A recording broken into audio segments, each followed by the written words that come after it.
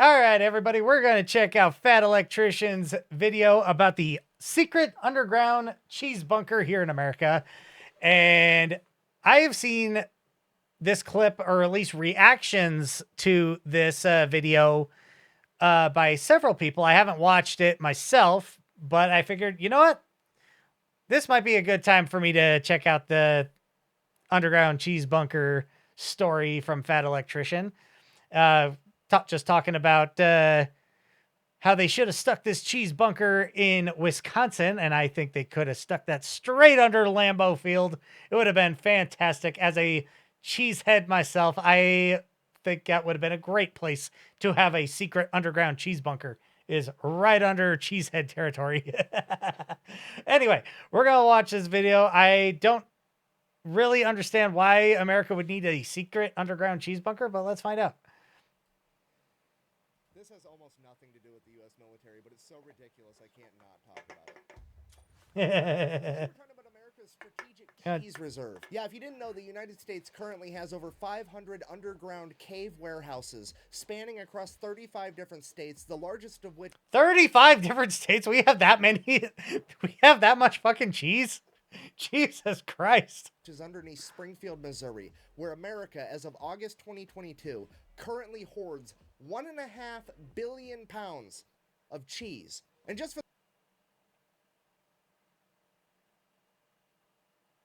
1.5 billion pounds of cheese in just the one bunker in Missouri? Holy shit. I need the keys to that bunker, please. Strategic cheese reserve. I like cheese. I like cheese. I like cheese a lot. I need access to said bunker. For the record, I realize I'm uploading this video very close to April Fool's Day. This is not an April Fool's. No wonder Americans have such a cheesy sense of humor. Correct. Joke. I am 100% serious. El Dorado is real, and Uncle Sam made it out of cheese. Look, El Dorado, city of gold. And I know what you're thinking. Right now, you're like, wow, that's a cool Gonna get me copyrighted with that one. little factoid. I can't wait to share that with my buddy at the bar one day. But no, this is gonna infect your thoughts for the rest of your life. You're never gonna see the world through the same lens ever again. I mean, for example, let's just say you're at home watching The Walking Dead. You're gonna come to the realization there'd be way more fucking cheese in the apocalypse than that, okay? You're never gonna be able to watch Mad Max again without thinking about cheese. You have to come to the terrifying realization that you live in a world where there is a greater than 0% chance that one of these underground cheese caves gets mistaken for a government facility and gets nuked in World War III, and we're gonna have to deal with a radioactive tsunami wave of nacho cheese. And this... That's actually very interesting to think about. That's very interesting to think about. We have bunkers in 35 states that are military bunkers, and they're filled with cheese. That means they're targets, because all that anyone would see is the trucks of cheese going in. They wouldn't know what the trucks are filled with. Oh no. Oh no. That was radioactive cheese, oh, that's how you get radioactive mice. Yep. Do you want radioactive mice? Because that's how you get radioactive mice. Yes, correct. This is real life. So I asked myself one question. How on earth did America get to this point? Because I know it didn't happen overnight. And what I found was the craziest real-world example of a butterfly effect that I have ever seen. And believe it or not, it all actually ties back in with last week's video of the ice cream ships of World War II. Ice cream ship? You know, I think I have heard that story before. I do think I've heard the ice cream story before. I might have to check that video out, but we'll see. If you missed that, the super abbreviated version, basically the U.S. government banned alcohol during Prohibition in the 1920s. Because of that, all the bars in America turned themselves into ice cream parlors to stay in business. Ice cream stepped up to fill the social void left by alcohol. If so facto, there was like 2 generations of Americans that treated ice cream like it was alcohol, socially speaking. As I'm sure you can imagine, this would drive up dairy consumption. Combine that with the fact that the 30s and 40s is when refrigeration Well, we just got the Cliff Notes version, so would become readily accessible meant that for the first time in human history there was such a demand for dairy products that farmers could exclusively become dairy farmers, meaning that this would be the birth of the entire dairy industry. And honestly, it worked out great. Right up until it didn't in 1949. 1949, 4 years after World War II, the American military is downsized, there's not an entire horde of young men eating 10,000 calories a day, and America's not exporting anywhere near as much food to other countries for war relief, meant that there was a decrease in dairy consumption, or a dip in the dairy market. As this became a bigger and bigger problem, the government had to step in because they weren't about to let the entire dairy industry implode, because, I mean, let's face it, that would be utter catastrophe. So the USDA... the puns. The puns. That was a very, very well-timed pun right there. They stepped in and said, hey, you know what? We're going to buy all the excess milk. Okay, pause. Thought experiment. You're a dairy farmer. You make all of your money by selling milk. And then suddenly they say they're going to buy all your excess milk. So what you going to do? You're going to increase the amount of cattle that you have cranking out that milk. Suddenly, a couple years back, motherfuckers quit drinking milk, aka you made less money. Now the government has come out of left field and said, hey, we're gonna buy all of the milk. What do? You make more fucking milk. And that's exactly what happened. So just to be clear, there was already too much milk. Now there's definitely gonna be too much milk. So naturally, all the milk starts flowing in. The government has absolutely no idea what to do with it, so they... That's because the people that were in charge were dumbasses and didn't think of the knock-on effect of saying, we will buy all the excess milk. turn it into cheese, that way it doesn't expire. That part makes sense, but now what do you do with all the cheese? They have no clue, so they just throw it underneath a mountain, ignore it, and hope the problem goes away. But it doesn't go away because every single presidential administration through the 50s, the 60s, the 70s, they all continue to buy up excess milk to prop up the dairy industry, turn it into cheese, and stash it away in these caves. It literally turns into a giant political game of kick the can down the road because nobody wants to be the president that crashes the global economy by not buying enough milk while sitting on top of a mountain of cheese, which, understandable, I don't want to be that guy either. Then, fast forward to 1980, Ronald Reagan, aka the small government guy, gets elected, finds out that the US government is sitting on top of 500 million pounds of cheese and spending $1 million... 500 million pounds of cheese? 500 million? This was back when Ronald Reagan was the president. 500 million pounds of cheese. How do you solve world hunger? You start dumping the cheese into third world. Jesus Christ. $1 million a day to refrigerate and store it, and he looks at this whole issue like a beaver looks at running water. Absolutely fucking not. We can't have it. So his administration goes about figuring out the cheapest way to solve this cheese problem. Obviously, we're going to throw it all in the ocean. However, having at least the foresight to understand that that would cause political backlash, he wanted to see how the public would receive it, so someone from his administration shows up to a White House press conference with a 5-pound block of moldy cheese and is like, hey, we got 500 million pounds of this shit. How would you guys feel if we threw it in the ocean? It'll be fun. We'll save money on cheese. We're going to find out if blue whales are lactose intolerant. It's going to be a great science experiment. The public did not go for it. They kind of felt like, hey... Yeah, no, obviously the public were not going to go for that idea. Hey, I've paid taxes for the last 40 years. You've turned those taxes into cheese. I would at least like the cheese. So then the Reagan administration took the 55-gallon drums of cheese, cut it up into 5-pound blocks, packaged it, and spent the remainder of his administration funneling 300 million pounds of cheese into impoverished and...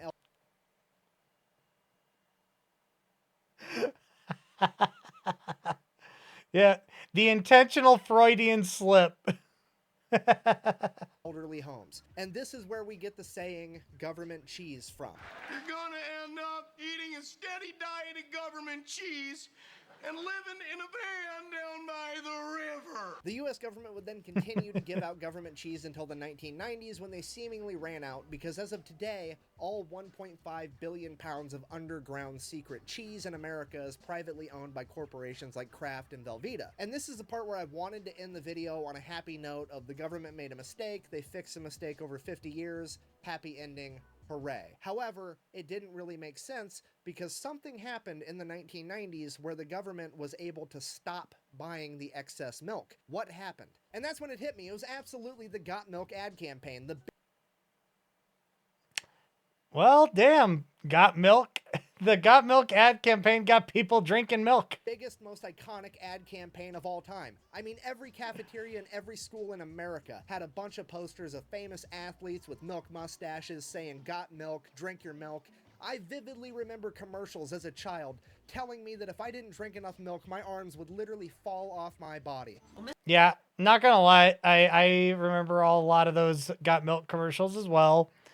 Oh, and milk really isn't as good for you as at least they were trying to make it out to be. It's good for you. Ooh, don't get me wrong, but it's not as the calcium is not as good for your bones as they make it out to be. Mr. Miller told me he never drinks milk.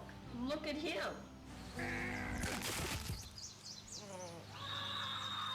Oh, that's not good. Oh, that's not good. Surely this is what inspired an entire I don't think I ever saw that commercial, but damn. generation of Americans to eat and drink more dairy products, right? I mean, yeah, probably, but looking back on it now as an adult, doesn't it seem just a little bit weird that it wasn't a particular company putting on all these ads? Like, That tinfoil hat looks an awful lot like a fedora, or not a fedora, a beret. It's actually a pretty stylish looking tinfoil hat.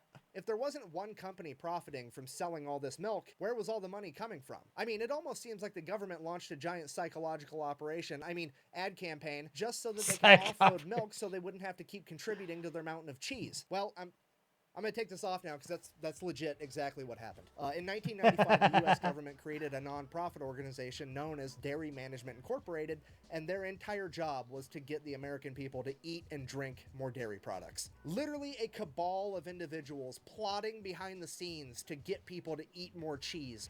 Best tinfoil baseball hat ever. It actually looked really good. It's the cheesiest conspiracy But from the front, it looked like a beret. of all time. And I'm not even kidding. Anything that has ever been sold or marketed that involved way too much cheese on it, this company is behind. Okay, they're the reason that Taco Bell started selling steak quesadillas. They were behind the Got Milk ad campaign. In 2002, when Pizza Hut had the Summer of Cheese event where they put way too much cheese on all their pizzas, this is who was behind it. In 2010... These motherfuckers.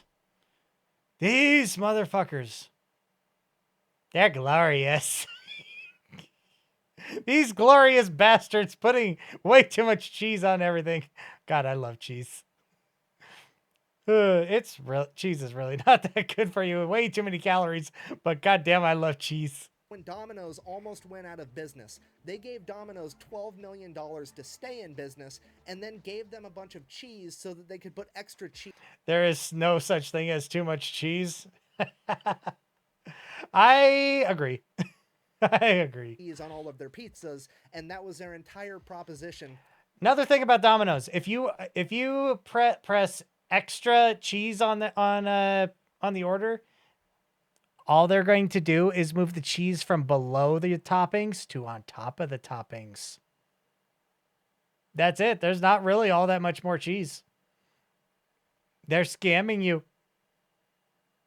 It's not an extra layer. They just move the toppings below the cheese. For staying in business, hey, our pizzas have more cheese on them now, so they're good. It is absolutely insane. So I did it. I found the world's cheesiest conspiracy, but then I found leaked internal documents from DMI.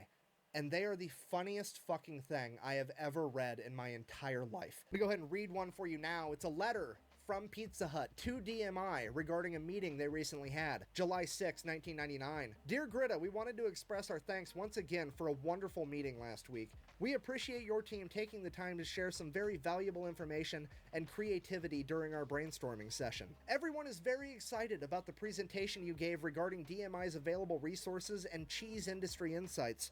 We look forward to working together to develop many cheese ideas we've discussed. We believe this is going to be a valuable partnership for both Pizza Hut and DMI. Let's sell more pizza and more cheese! Exclamation point. Thank you again for coming to Dallas. We look forward to talking to you soon about our partnership opportunities.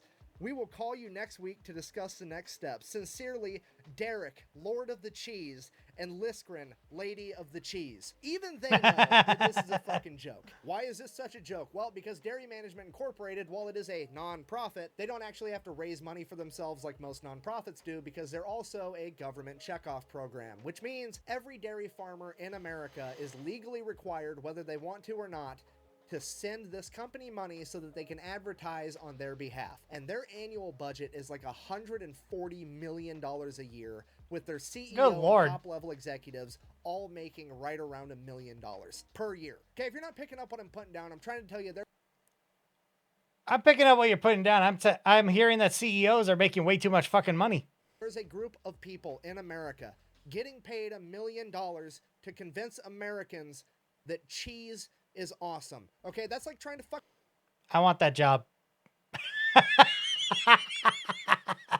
Not gonna lie, I want that job. We're gonna pay you $1 million. All you gotta do, convince Americans to eat more cheese. Easiest job ever. Exactly. Can explain to Stevie Wonder what nothing looks like and getting paid $1 million for it. He already fucking knows that, okay? It makes no goddamn sense. Cheese is so fucking good that it is the one thing on earth that if you were allergic to it, we're not going to say you have a cheese allergy. No, you're lactose intolerant. We're not going to say you're allergic because we all know you're going to eat that shit anyways because the That's a fact. I know people that are lactose intolerant. They will not give up cheese. consequences are worth it. Am I upset right now? A little bit. Is it because I'm jealous? Uh-huh. It's basically selling ass candles to dogs and getting paid $1 million for it. It is the most ridiculously easy job on the planet, and I'm so mad that it's not mine. Anyways, I guess if you... Facts! Facts! I'm so mad it's not my job to convince people to eat cheese. Made it this far in the Unhinged TED Talk. In conclusion, the U.S. government banned alcohol in the 1920s. It set forth a ripple effect through time, and now some dude in 2023 has my dream job of making $1 million a year to convince people of some shit they already knew. And the U.S. has 1.5 billion pounds of cheese hidden in an underground cave network. Fucking the more you know, I guess. Thanks for watching. Best way to support the channel is go buy some merch at fatelectrician.com. Quack bang. Jesus Christ. I feel that. I want some mozzarella sticks. I want some mozzarella sticks. That's what I'm craving right now. Mozzarella sticks. I don't have any right now, but that's what I want. Actually, you know what? I actually might have some mozzarella sticks. I might have to look at my freezer. But anyway, that's going to do it for this video. I can't believe there's that many fucking cheese bunkers to begin with, let alone that much fucking cheese as a strategic reserve. Why is cheese so expensive on the store shelves if we have that much fucking cheese? God damn it. Oh, I want that job, by the way. CEO. Oh, yep. I want that job too. Anyway, thank you guys for watching. I'll catch you guys in the next video.